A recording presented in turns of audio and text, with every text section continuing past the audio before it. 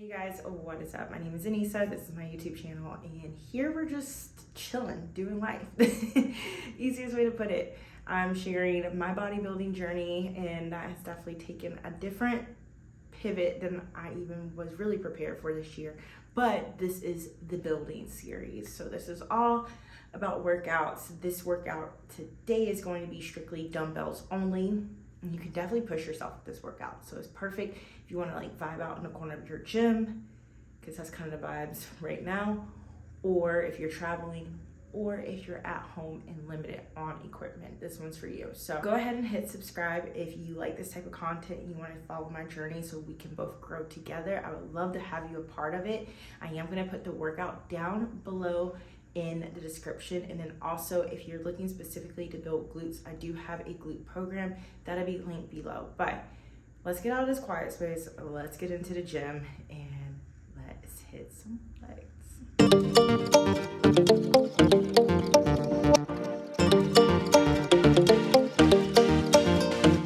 We're starting things off with one of my favorite supersets because they will have your legs working, which is first up the heels elevated goblet squat. I'm just using a plate underneath my heels to keep them elevated, or you could just use wedges if those are available in your gym.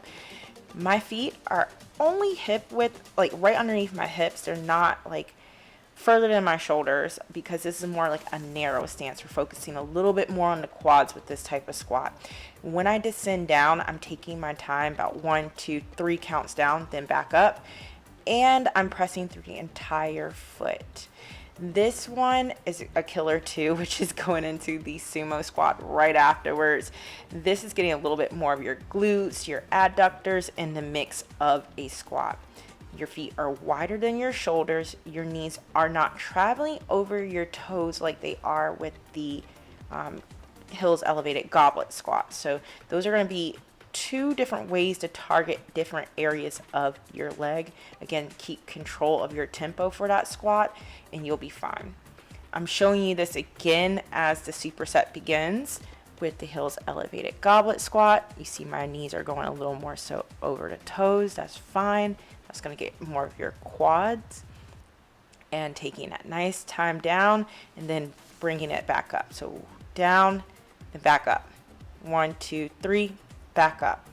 1, 2, 3, back up. That nice tempo to keep things controlled into the sumo squat. Down and then back up. 1, 2, 3, back up.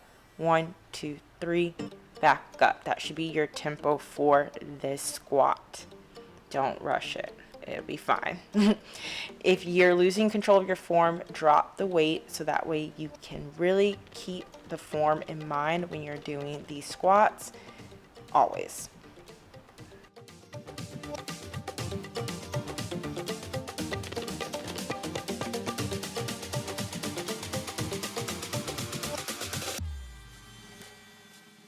Next up, we have the dumbbell hip thrust. I am using a resistance band right above my knee.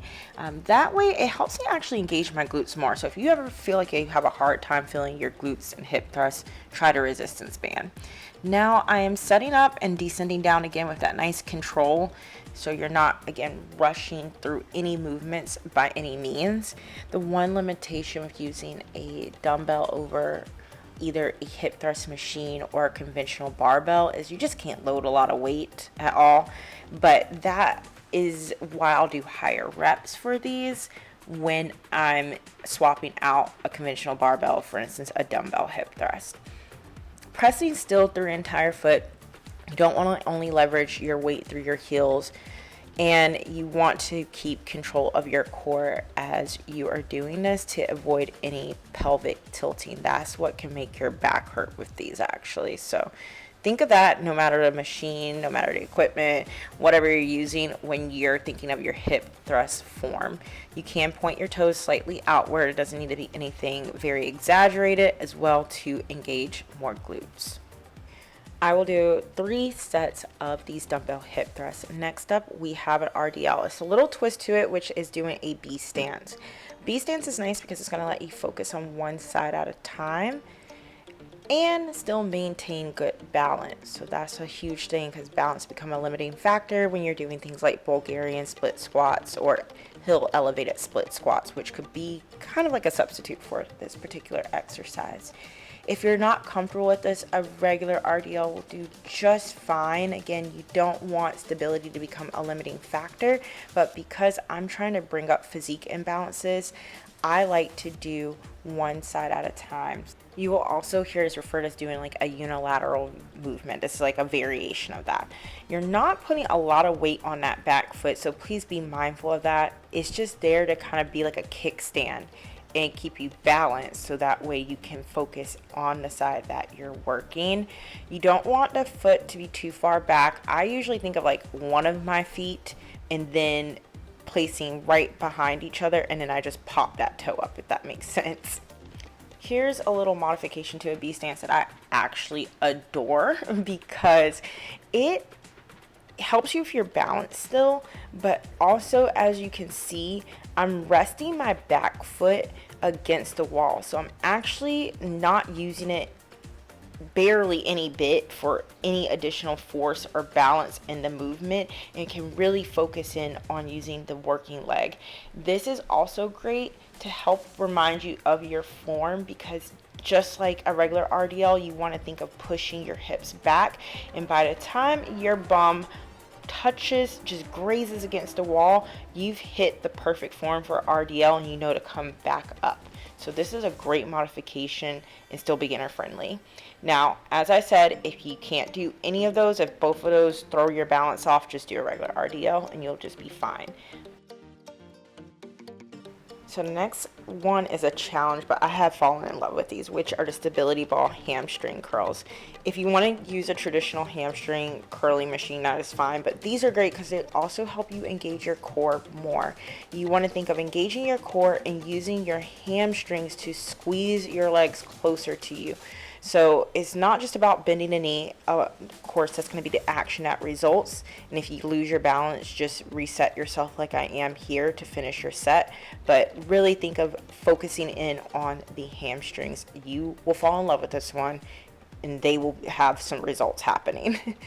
Next up, we have the banded glute kickbacks. I'm using an incline bench. I really like using this for stability.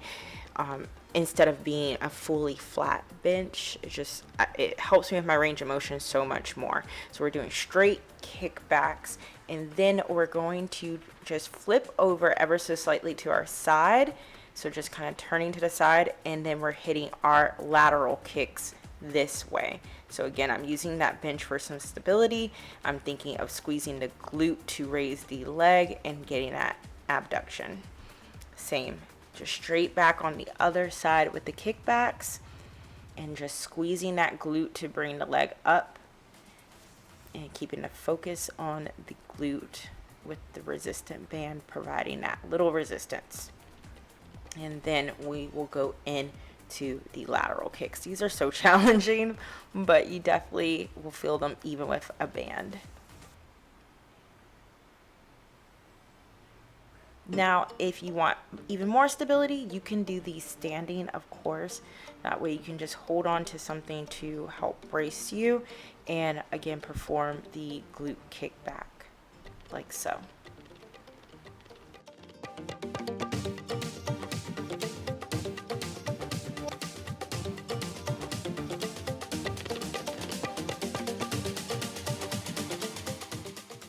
So we're going into the finisher for the leg day, and it's a great finisher, even though every time I start doing it, I second guess my life decisions. But walking lunges, do not shy away from these. They're a great finisher for your leg day.